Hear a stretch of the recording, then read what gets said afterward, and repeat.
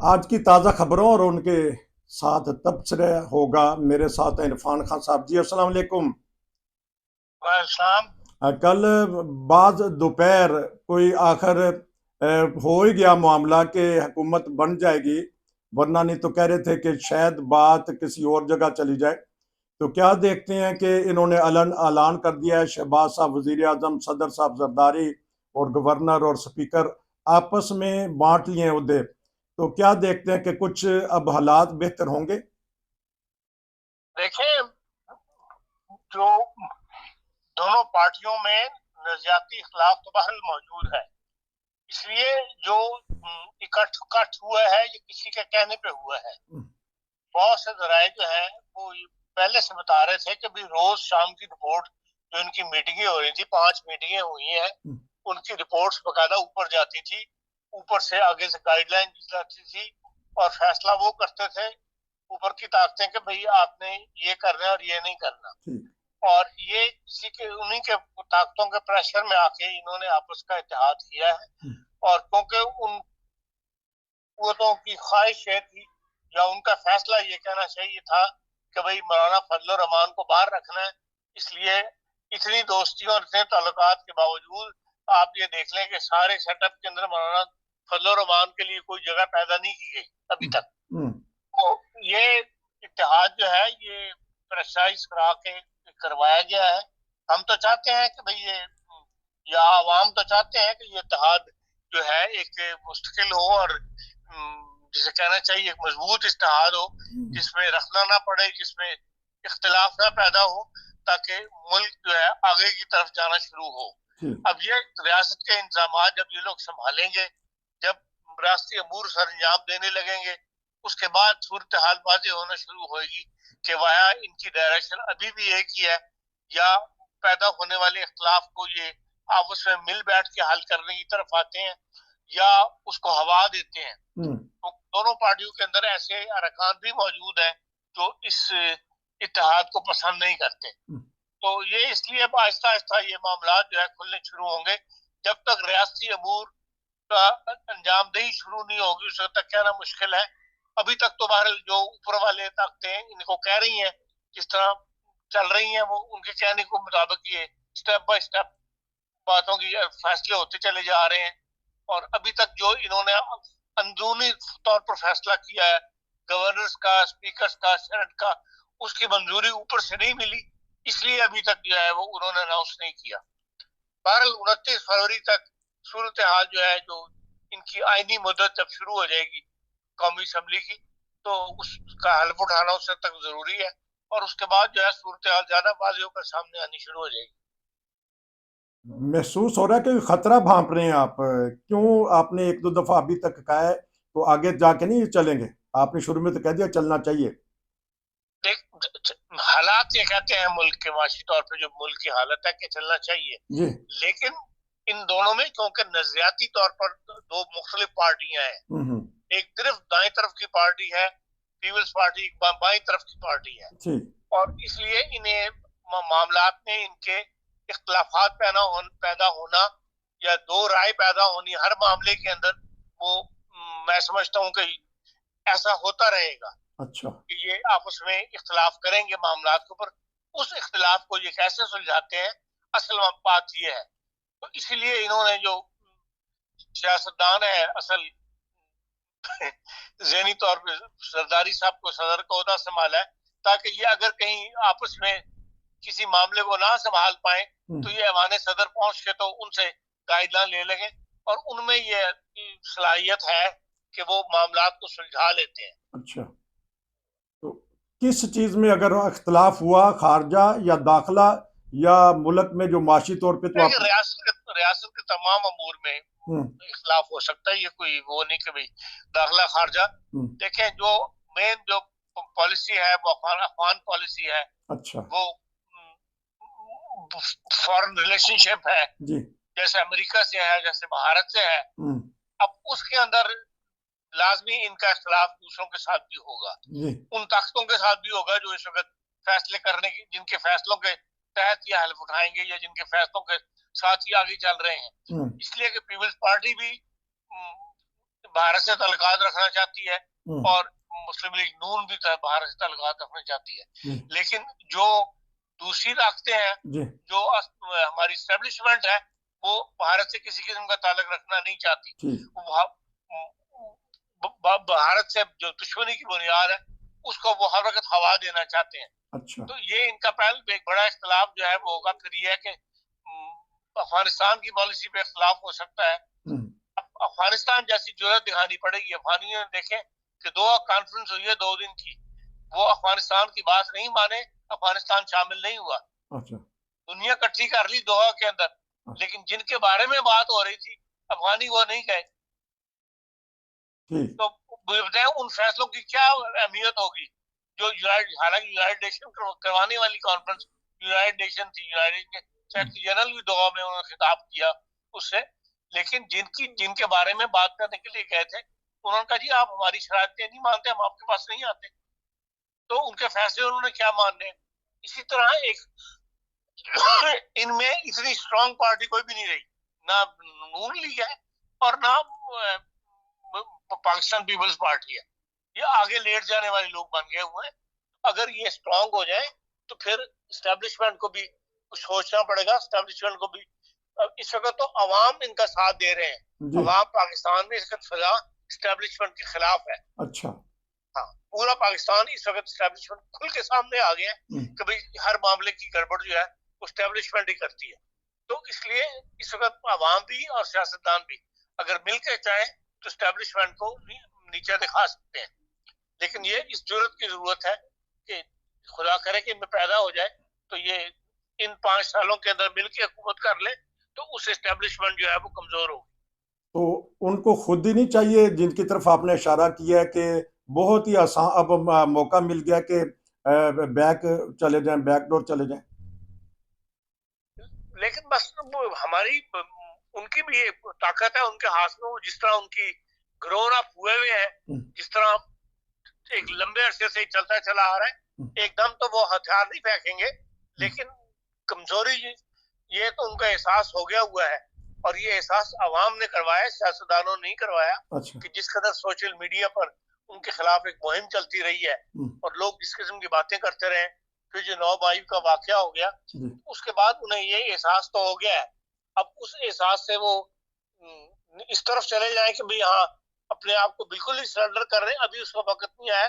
लेकिन जिस तरह बतदरीज उन्होंने कब्जा किया है, इसी तरह अगर बतदरीज वापसी का सफर शुरू हो जाए तो मैं समझता हूँ कोई घाटे का सौदा नहीं है।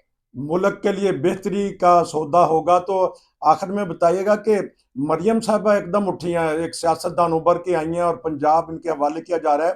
आज उन्होंने खिताब किया अपने घर में और उसमें खवातीन और मर्दों को कहा कि हम 1980 की दिहाई में जो हमारे वालिद साहब ने बुनियाद रखी थी, तो उन्होंने तो बुनियाद रखी थी, जाग पंजाबी जाग तेरी लग नू तेरी पग नू लग गया दाग। तो 12 करोड़ अवाम का इन्होंने कहा कि मैं वजीर आला बनूंगी। तो किस तरह देख रहे हैं, उठाएंगे ये पंजाब के मामले को?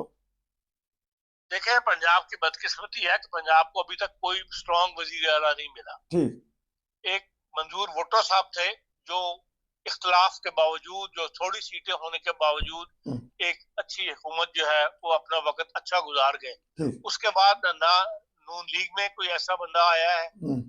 शहबाज शरीफ साहब ने यकीनन काम किए हैं लेकिन उनको करप्शन जो है वो नहीं डूबी है। उनके दौर में तमाम सूबाई असम्बलियों के मेंबरान जो थे उनके बारे में ऐसी ऐसी स्टोरियां जो है वो नैब के पास पड़ी हुई हैं, या उनकी करप्शन के वाकयात जो हैं। ये जो कल्चर डेवलप किया है ना इसने मुस्लिम लीग नून ने पंजाब के अंदर, कि हर असम्बली मेंबर जो है सूबाई असम्बली का मेंबर वो साथ अपनी कंपनियां खोल लेता है। अच्छा और उसमें ठेके लेता है, उन कंपनियों के नाम पे ठेके लेता है। बज़ाहिर तो वो कहते हैं जी हम असम्बली के मेंबर है, असम्बली में काम कर रहे हैं, लेकिन सबकी बैकग्राउंड के अंदर आपको ऐसे कंपनियां मिलेंगी जिनकी बैकग्राउंड, जिनके मालिक असल में वो मेंबरान असम्बली है। और ये पैसा कमाने का जो ढंग एक लालच का जो पड़ गया हुआ है तमाम मेंबरान पंजाब असम्बली को, इन्होंने पंजाब का बेड़ा गर्क किया है, पंजाब की सियासत का भी और पंजाब की इक़्तिसादी तौर पे भी। और इस कदर वहां पर करप्शन की गई है इन मामलात के अंदर।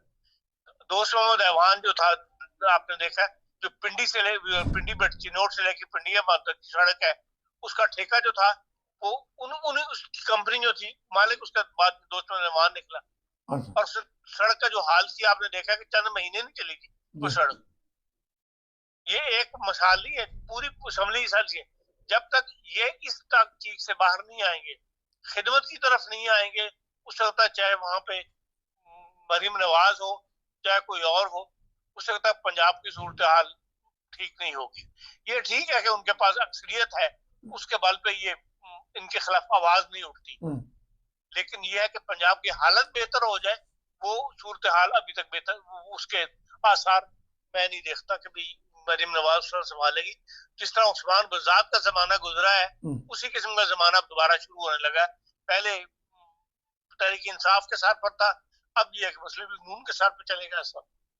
तो इनको अपोजिशन तगड़ी मिलेगी, क्योंकि अब पीपल्स पार्टी भी बीच में आ जाएगी, तो इसके लिए फिर अपनी मनमानी करेंगी ये। नहीं, पीपल्स पार्टी तो हुकूमत का साथ देगी, लेकिन यह कि तहरीक इंसाफ एक स्ट्रांग वो अपोजिशन देगी इनको पंजाब में। लेकिन पकड़ धकड़ अभी जारी है, पकड़ दकड़ चलती रहे, उससे कोई फर्क नहीं पड़ता इनको पंजाब हुकूमत के लिए।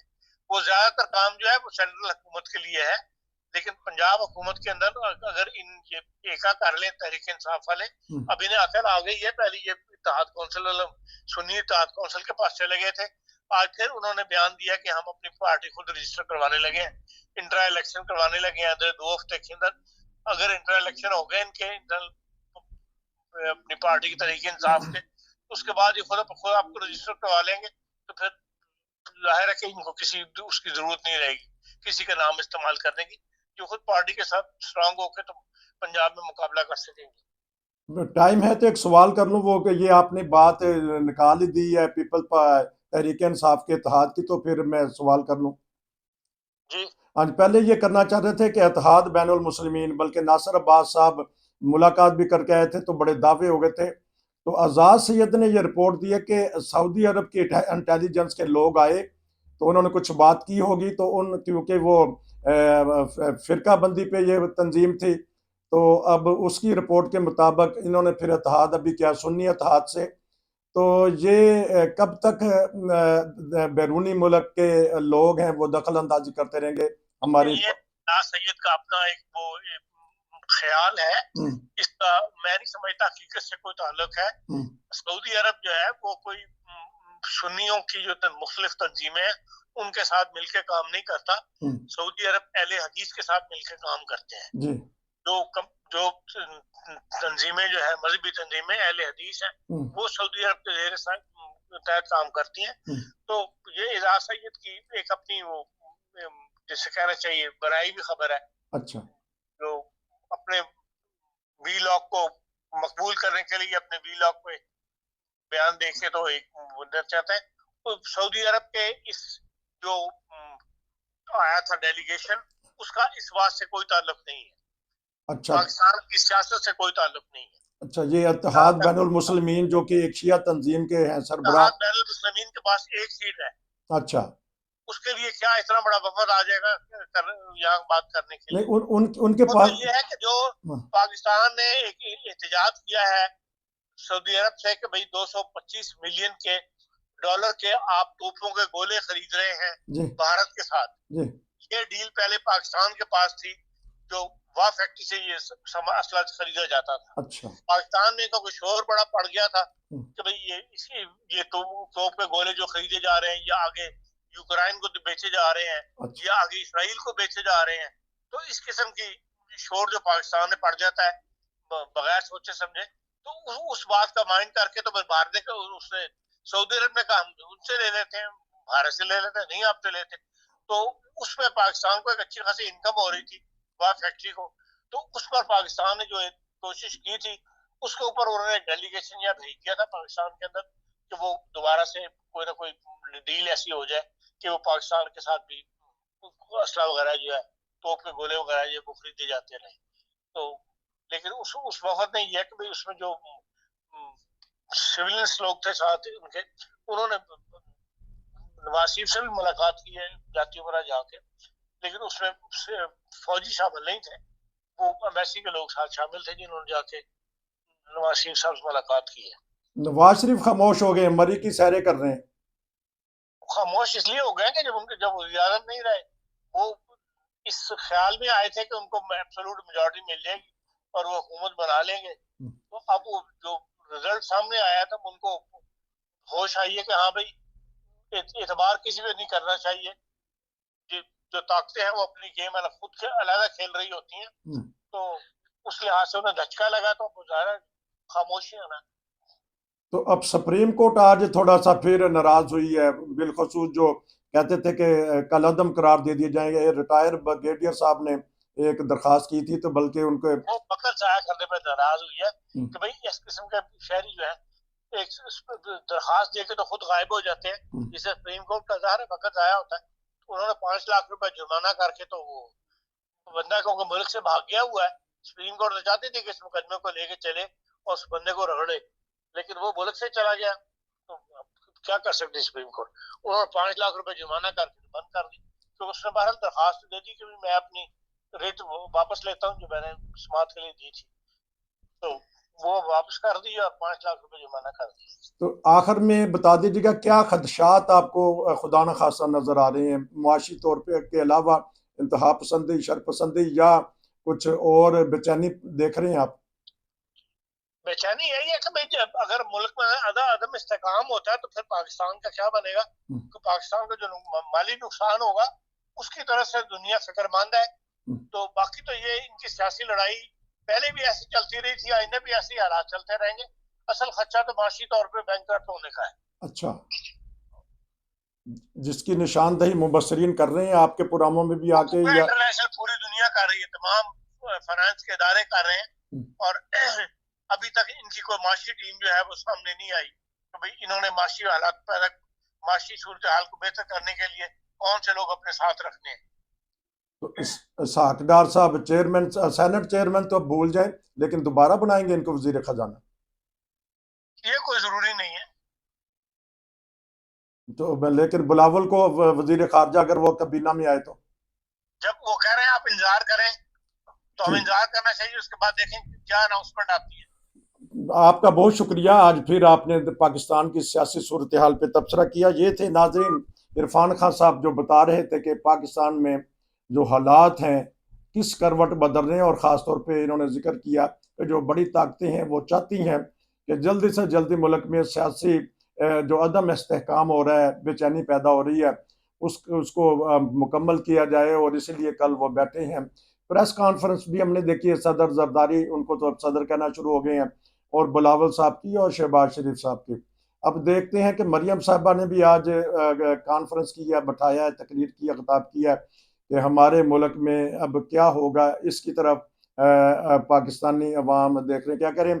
और सुप्रीम कोर्ट भी आजकल जो फैसले दे रही है उसके मुतल्लिक भी हमने सुना है, आपको बताया गया है इस तबसरे में। तो नाजरीन, ये बिलखसूस हम बातें करते हैं कि पाकिस्तानी हालात के ऊपर। अगर आप भी हमारे साथ कोई तबसरा करना चाहते हैं, कोई प्रोग्राम करना चाहते हैं, तो हमारे से रब्ता कीजिएगा, या हमारा जो चैनल है उसको सब्सक्राइब कर लें, जो रोशन वर्ल्ड टीवी को सब्सक्राइब कर लें। अगर कुछ भी आप राय मशवरा देना चाहते हैं, कमेंट्स देना चाहते हैं, तो प्लीज़ हमारे साथ रब्ता कीजिए और कमेंट्स दीजिएगा। नसीर को इजाज़त दीजिए। अस्सलाम वालेकुम।